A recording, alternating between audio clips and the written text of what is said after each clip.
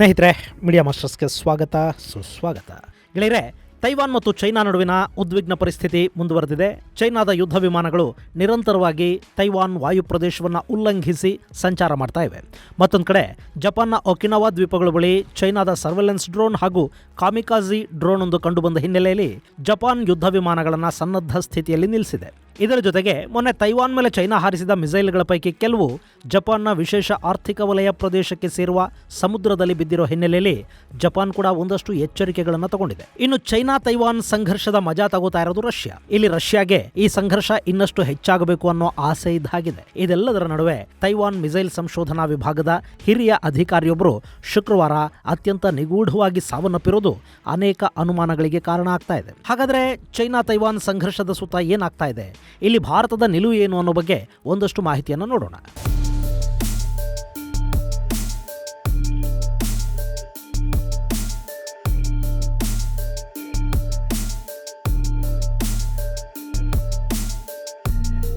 ಗೆಳೆಯರೆ, China Taiwan ಸಂಘರ್ಷದ 3ನೇ ದಿನ ತೈವಾನ್ನ ರಕ್ಷಣಾ ಇಲಾಖೆಯ ಸಂಶೋಧನಾ ಹಾಗೂ ಅಭಿವೃದ್ಧಿ ವಿಭಾಗದ ಹಿರಿಯ ಅಧಿಕಾರಿ ಓಯಾಂಗ್ ಲೀಹಿಂಗ್ ದಕ್ಷಿಣ ತೈವಾನ್ನಲ್ಲಿನ ಹೋಟೆಲ್ ಕೊಠಡಿಯೊಂದರಲ್ಲಿ ಸಂಶಯಾಸ್ಪದವಾಗಿ ಸಾವಿಗೀಡಾಗಿದ್ದಾರೆ. ಈ ಓಯಾಂಗ್ ಕಳೆದ ವರ್ಷವಷ್ಟೇ ರಿಸರ್ಚ್ ಅಂಡ್ ಡೆವಲಪ್ಮೆಂಟ್ ವಿಭಾಗದ ಉಪಮುಖ್ಯಸ್ಥರಾಗಿ ಅಧಿಕಾರವನ್ನು ವಹಿಸಿಕೊಂಡಿದ್ರು ಮತ್ತು ಮಿಸೈಲ್ ಹಾಗೂ ರಾಕೆಟ್ ತಂತ್ರಜ್ಞಾನದ ಅಭಿವೃದ್ಧಿ ಮತ್ತು ತಯಾರಿಕೆಯನ್ನ ಈ ಅಧಿಕಾರಿ ನೋಡ್ಕೋತಾ ಇದ್ರು. ದಕ್ಷಿಣ ತೈವಾನ್ನ ಪಿಂಗ್ಟಾಂಗ್ ನಗರದ ಹೋಟೆಲ್ ಒಂದರಲ್ಲಿ ಇವರ ಹೆಣ ಪತ್ತೆಯಾಗಿದ್ದು, ಸಾವಿನ ಹಿಂದಿನ ಕಾರಣಗಳೇನು ಅನ್ನೋ ಬಗ್ಗೆ ತನಿಖೆ ಆರಂಭ ಆಗಿದೆ. ಮತ್ತೊಂದು ಕಡೆ ಚೈನಾದ ಆಕ್ರಮಣಕಾರಿ ನೀತಿಯನ್ನ ತೈವಾನ್ ತೀವ್ರವಾಗಿ ಪ್ರತಿಭಟಿಸ್ತಾ ಇದೆ ಮತ್ತು ಚೈನಾ ಹೀಗೆ ಮುಂದುವರೆದ್ರೆ ತೈವಾನ್ ಕೂಡ ತನ್ನ ಸಿದ್ಧತೆಗಳನ್ನು ಮಾಡ್ಕೋಬೇಕಾಗುತ್ತೆ ಅನ್ನೋ ಎಚ್ಚರಿಕೆಯನ್ನು ಕೊಟ್ಟಿರೋ ತೈವಾನ್, ಯುದ್ಧ ಮಾಡೋ ಇಷ್ಟ ಇಲ್ಲದೆ ಇದ್ರೂ ಕೂಡ ನಾವು ಅನಿವಾರ್ಯವಾಗಿ ಯುದ್ಧಕ್ಕಿಳಿಬೇಕಾದ ಸನ್ನಿವೇಶ ಸೃಷ್ಟಿಯಾಗ್ತಾ ಇದೆ ಅಂತ ಹೇಳ್ಕೊಂಡಿದೆ. ಅಷ್ಟೇ ಅಲ್ಲ, ತೈಪೆ ಕೂಡ ತನ್ನ ಯುದ್ಧ ಹಡಗುಗಳನ್ನ, ಶಾರ್ಟ್ ರೇಂಜ್ ಮಿಸೈಲ್ಗಳನ್ನ, ಯುದ್ಧ ವಿಮಾನಗಳನ್ನ ಸಿದ್ಧ ಮಾಡಿಟ್ಕೊಂಡಿದೆ. ಯಾವುದೇ ಕ್ಷಣದಲ್ಲೂ ಚೈನಾದ ದಾಳಿಯನ್ನ ಸಮರ್ಥವಾಗಿ ಎದುರಿಸೋದಕ್ಕೆ ಬೇಕಾದ ವ್ಯವಸ್ಥೆಗಳನ್ನ ತೈವಾನ್ ಮಾಡಿಕೊಂಡಿದೆ. ಅಷ್ಟೇ ಅಲ್ಲ, ಅಕಸ್ಮಾತ್ ಚೈನಾ ದಾಳಿ ಮಾಡಿದ್ರೆ ಹೇಗದನ್ನ ಹಿಮ್ಮೆಟ್ಟಿಸಬೇಕು ಅನ್ನೋ ಬಗ್ಗೆ ತೈವಾನ್ ತನ್ನ ರಣತಂತ್ರವನ್ನು ಕೂಡ ಈಗಾಗಲೇ ಸಿದ್ಧ ಮಾಡಿಕೊಂಡಿದೆ. ಇದೆಲ್ಲದರ ನಡುವೆ ಜಪಾನ್ ಕೂಡ ಯುದ್ಧ ಸನ್ನದ್ಧವಾಗ್ತಾ ಇದ್ದು, ಜಪಾನ್ಗೆ ಸೇರಿದ ಒಕಿನಾವಾ ದ್ವೀಪಗಳ ಬಳಿ ಚೈನಾದ ಸ್ಪೈ ಡ್ರೋನ್ ಹಾಗೂ ಕಾಮಿಕಾಜಿ ಡ್ರೋನ್ ಅಂದ್ರೆ ಆತ್ಮಹತ್ಯಾ ಡ್ರೋನ್ಗಳ ಸಂಚಾರ ಕಂಡು ಬಂದಿರೋದ್ರಿಂದ ಜಪಾನ್ನ ಯುದ್ಧ ವಿಮಾನಗಳು ಸನ್ನದ್ಧ ಸ್ಥಿತಿಯಲ್ಲಿ ನಿಂತಿವೆ. ಇಲ್ಲಿ ಚೈನಾದ ಡ್ರೋನ್ಗಳು ಜಪಾನ್ ವಾಯು ಪ್ರದೇಶವನ್ನ ಪ್ರವೇಶ ಮಾಡಿಲ್ಲ ಆದರೂ ಸಂಭಾವ್ಯ ಚೈನಾ ದಾಳಿಯನ್ನ ಎದುರಿಸುವ ನಿಟ್ಟಲ್ಲಿ ಎಲ್ಲ ರೀತಿಯ ಎಚ್ಚರಿಕೆಗಳನ್ನ ಕೈಗೊಂಡಿರೋದಾಗಿ ಜಪಾನ್ ಹೇಳಿದೆ. ಈ ಎಲ್ಲ ಬೆಳವಣಿಗೆಗಳ ನಡುವೆ ಅಮೆರಿಕದ ಸ್ಪೀಕರ್ ನ್ಯಾನ್ಸಿ ಪೆಲೋಸಿ ಭೇಟಿಯನ್ನ ಖಂಡಿಸಿ ಇಂಥ ಭೇಟಿಗಳಿಂದ ದ್ವೇಷಮಯ ವಾತಾವರಣ ಉಂಟಾಗುತ್ತೆ ಅನ್ನೋ ಒಂದು ಹೇಳಿಕೆಯನ್ನು ಕೊಟ್ಟ ರಷ್ಯಾ ಈ ಬಗ್ಗೆ ಹೆಚ್ಚು ಆಸಕ್ತಿ ವಹಿಸದೆ ಸುಮ್ಮನಾಗಿರೋದು ಕಂಡು ಬರ್ತಾ ಇದೆ. ಇಲ್ಲಿ ಚೈನಾ ಹಾಗೂ ಅಮೆರಿಕದ ನಡುವೆ ತೈವಾನ್ ವಿಷಯದಲ್ಲಿ ಸಂಘರ್ಷ ಉಂಟಾದ್ರೆ ರಷ್ಯಾ ಚೈನಾ ಪರ ನಿಂತುಕೊಳ್ಳುತ್ತೆ ಮತ್ತು ಚೈನಾ ರಷ್ಯಾ ಕೂಟ ಶುರುವಾಗುತ್ತೆ ಅನ್ನೋ ಬಗ್ಗೆ ಸಾಕಷ್ಟು ರಕ್ಷಣಾ ತಜ್ಞರು ಈ ಹಿಂದೆ ಅಭಿಪ್ರಾಯವನ್ನು ವ್ಯಕ್ತಪಡಿಸಿದ್ರು. ಆದ್ರೆ ರಷ್ಯಾ ಈ ವಿಷಯದಲ್ಲಿ ಹೆಚ್ಚು ಆಸಕ್ತಿ ತೋರಿಸ್ತಾ ಇಲ್ಲ. ಮುಂದೆ ಕೂಡ ಚೈನಾ ಮೇಲೆ ಅಮೆರಿಕ ಹಾಗೂ ಇನ್ನಿತರ ದೇಶಗಳು ಒಂದಷ್ಟು ನಿರ್ಬಂಧಗಳನ್ನು ಹೇರಿದ್ರೆ, ವ್ಯಾಪಾರವನ್ನು ನಿಲ್ಲಿಸಿದ್ರೆ ಆಗ ಕೂಡ ರಷ್ಯಾ ಚೈನಾದ ಜೊತೆಗಿನ ವ್ಯಾಪಾರ ವಹಿವಾಟುಗಳನ್ನು ಮುಂದುವರಿಸಬಹುದೇ ಹೊರತು ಇಲ್ಲಿ ತೈವಾನ್ ಚೈನಾ ಸಂಘರ್ಷದಲ್ಲಿ ರಷ್ಯಾ ಮೂಗು ತೂರಿಸೋದಕ್ಕೆ ಹೋಗುವ ಸಾಧ್ಯತೆಗಳು ಕಡಿಮೆ ಕಾಣಿಸ್ತಾ ಇವೆ. ಇಲ್ಲಿ ಚೈನಾ ಮತ್ತು ತೈವಾನ್ ಸಂಘರ್ಷಕ್ಕೆ ಸುಮಾರು 7 ದಶಕಗಳ ಇತಿಹಾಸ ಇದೆ. ಅವತ್ತಿಂದಲೂ ಕೂಡ ತೈವಾನನ್ನು ಆಕ್ರಮಿಸ್ಕೋಬೇಕು ಅನ್ನೋ ಪ್ರಯತ್ನವನ್ನು ಚೈನಾ ಮಾಡ್ತಾ ಇದೆ. 1995-96ರಲ್ಲೂ ಒಮ್ಮೆ 2 ದೇಶಗಳ ನಡುವಿನ ಸಮುದ್ರದಲ್ಲಿ ಇಂಥದ್ದೇ ವಾತಾವರಣ ಸೃಷ್ಟಿಯಾಗಿತ್ತು. ಅವತ್ತೂ ಕೂಡ ಅಮೆರಿಕ ತೈವಾನ್ನ ಪರ ನೀರಿಗಿಳಿತು. ಆದರೆ ರಷ್ಯಾ ಮಾತ್ರ ಈ ಸಂಘರ್ಷದಲ್ಲಿ ಭಾಗಿಯಾಗಿರಲಿಲ್ಲ. ಅವತ್ತಷ್ಟೇ ಅಲ್ಲ, ಚೈನಾ ರಷ್ಯಾ ಸಂಬಂಧಗಳು ಸರಿ ಇದ್ದ ದಿನಗಳಲ್ಲೂ ರಷ್ಯಾ ಈ ಬಗ್ಗೆ ಹೆಚ್ಚು ತಲೆ ಕೆಡಿಸ್ಕೊಳ್ಳೋದಕ್ಕೆ ಹೋಗಿರಲಿಲ್ಲ ಮತ್ತು ತೈವಾನ್ ವಿರುದ್ಧ ಮಾತಾಡೋದಕ್ಕೆ ಕೂಡ ಹೋಗಲಿಲ್ಲ. ಇನ್ನು ಮುಂದೆ ಕೂಡ ರಷ್ಯಾ ಇದೇ ನೀತಿಯನ್ನು ಮುಂದುವರಿಸುವ ಸಾಧ್ಯತೆಗಳಿವೆ. ಹಾಗಂತ ಚೀನಾ ತೈವಾನ್ ಸಂಘರ್ಷ ನಿಂತು ಹೋಗಬೇಕು, ಇಂಡೋ ಪೆಸಿಫಿಕ್ ವಲಯದಲ್ಲಿ ಶಾಂತಿ ಸ್ಥಾಪನೆಯಾಗಬೇಕು ಅಂತ ರಷ್ಯಾ ಬಯಸ್ತಿದೆ ಅಂತ ಅರ್ಥ ಅಲ್ಲ. ರಷ್ಯಾಗೆ ಈ ಸಂಘರ್ಷ ಇನ್ನೂ ಹೆಚ್ಚಾದಷ್ಟು ಕೂಡ ಲಾಭ ಇದೆ.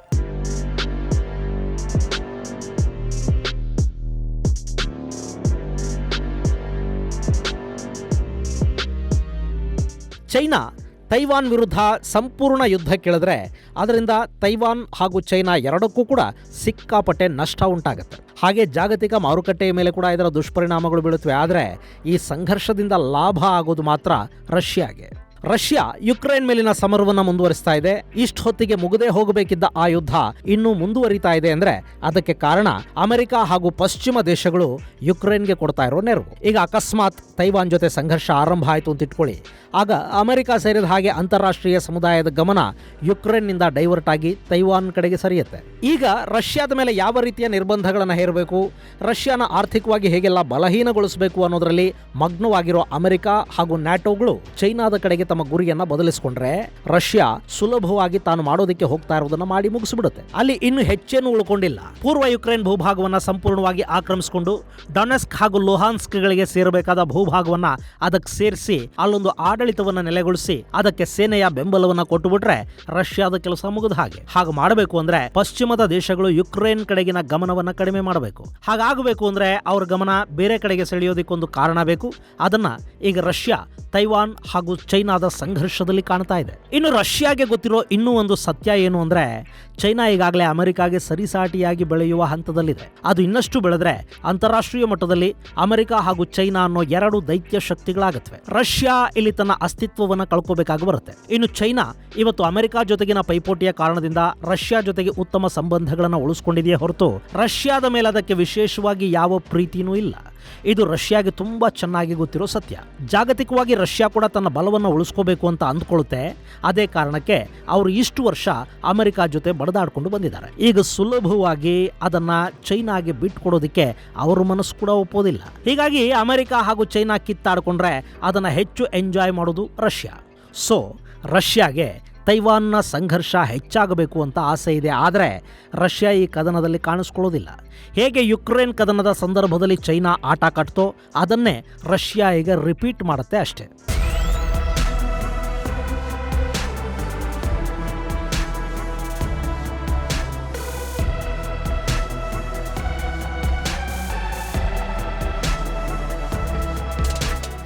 ಇನ್ನು ಭಾರತ ಒನ್ ಚೈನಾ ಪಾಲಿಸಿಯನ್ನ ಮುಂದುವರಿಸಬೇಕು ಅಂತ ಚೈನಾ ಭಾರತಕ್ಕೆ ಎಚ್ಚರಿಕೆಯನ್ನು ಕೊಡೋ ದನಿಯಲ್ಲಿ ಮಾತಾಡಿದೆ. ಆದ್ರೆ ಭಾರತ ಒನ್ ಚೈನಾ ಅನ್ನೋ ಪಾಲಿಸಿಯನ್ನ ಗಾಳಿಗೆ ತೂರಿ ಈಗಾಗಲೇ 1 ದಶಕ ಕಳೀತಾ ಬರ್ತಾ ಇದೆ. ಈ ಹಿಂದೆ ಅಂದ್ರೆ ಮನಮೋಹನ್ ಸಿಂಗ್ ಪ್ರಧಾನಿಯಾಗಿದ್ದ ಕಾಲದಲ್ಲಿ ಒನ್ ಚೈನಾ ಪಾಲಿಸಿಯಿಂದ ಭಾರತ ಹೊರಕಾಲಿಡಿತು.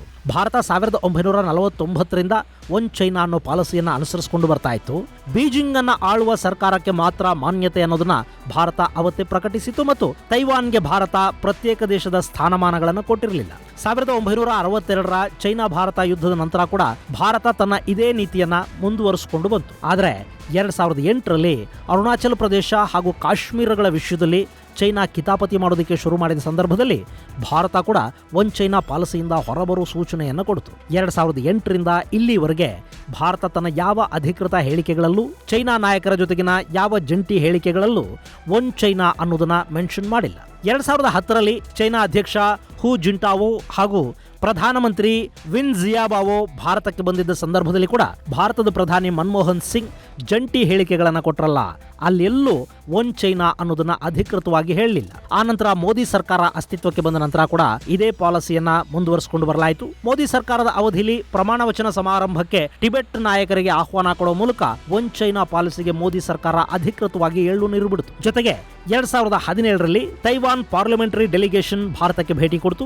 ಭಾರತ ತೈವಾನ್ ಜೊತೆಗಿನ ವ್ಯಾಪಾರ ಸಂಬಂಧಗಳನ್ನ ಮತ್ತಷ್ಟು ಹೆಚ್ಚು ಮಾಡಿಕೊಳ್ತು. ಈಗ ಕೂಡ ಒನ್ ಚೈನಾಗೆ ಬದ್ಧರಾಗಿ ಅಂತ ಹೇಳಿರುವ ಚೈನಾಗೆ ಭಾರತ ಯಾವ ಪ್ರತಿಕ್ರಿಯೆಯನ್ನು ಕೊಟ್ಟಿಲ್ಲ. ಚೈನಾಗೆ ಬೆಂಬಲವನ್ನು ಕೂಡ ಸೂಚಿಸಿಲ್ಲ. ತೈವಾನ್ ವಿದ್ಯಮಾನಗಳನ್ನು ಖಂಡಿಸಿ ಹೇಳಿಕೆಯನ್ನೂ ಕೊಟ್ಟಿಲ್ಲ. ಭಾರತ ಯಥಾ ಪ್ರಕಾರ ತಟಸ್ಥವಾಗಿ ಎಲ್ಲ ವಿದ್ಯಮಾನಗಳನ್ನ ವೀಕ್ಷಿಸ್ತಾ ಇದೆ. ಇಲ್ಲಿ ಚೈನಾ ವಿರುದ್ಧ ಅನ್ನೋದಕ್ಕಿಂತ ಒನ್ ಇಂಡಿಯಾ ಅನ್ನೋ ಪಾಲಿಸಿಯನ್ನ ಗೌರವಿಸಿದ ಚೈನಾಗೆ ಪಾಠ ಕಲಿಸೋದಕ್ಕೆ ಭಾರತ ತೈವಾನ್ ಜೊತೆಗಿನ ರಾಜತಾಂತ್ರಿಕ ಸಂಬಂಧಗಳನ್ನ ಮತ್ತಷ್ಟು ಅಭಿವೃದ್ಧಿ ಮಾಡ್ಕೊಳ್ಳೋದಕ್ಕೆ ಇದು ಸಕಾಲ.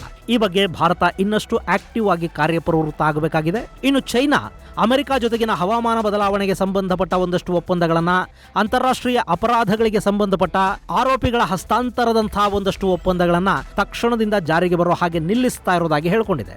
ಹಾಗೆ ತೈವಾನ್ಗೆ ಭೇಟಿ ಕೊಟ್ಟ ಅಮೆರಿಕದ ಸ್ಪೀಕರ್ ನ್ಯಾನ್ಸಿ ಪೆಲೋಸಿ ಹಾಗೂ ಅವರ ಸಂಬಂಧಿಗಳಿಗೆ ಚೈನಾ ನಿರ್ಬಂಧವನ್ನು ವಿಧಿಸಿದೆ. ಇದು ಅಮೆರಿಕದ ವಿರುದ್ಧ ಚೈನಾ ತೆಗೆದುಕೊಳ್ತಾ ಇರುವ ಆರಂಭದ ಕ್ರಮ ಅಂತ ಚೈನಾದ ವಿದೇಶಾಂಗ ಇಲಾಖೆ ಹೇಳಿಕೊಂಡಿದೆ. ಇನ್ನು ಬಾಂಗ್ಲಾ, ಪಾಕಿಸ್ತಾನ, ಶ್ರೀಲಂಕಾ, ಉತ್ತರ ಕೊರಿಯಾದಂತಹ ಒಂದಷ್ಟು ಚೈನಾದ ಆರ್ಥಿಕ ಗುಲಾಮಗಿರಿಯನ್ನ ಒಪ್ಪಿಕೊಂಡಿರುವ ದೇಶಗಳು ಹಾಗೂ ಸಿರಿಯಾ, ರಷ್ಯಾಗಳನ್ನು ಹೊರತುಪಡಿಸಿದರೆ ಬೇರೆ ಯಾವ ದೇಶಗಳು ಕೂಡ ತೈವಾನ್ನ ವಿಷಯದಲ್ಲಿ ಚೈನಾಗೆ ಬಹಿರಂಗವಾಗಿ ಬೆಂಬಲವನ್ನು ಸೂಚಿಸಿ ಮಾತಾಡಿಲ್ಲ.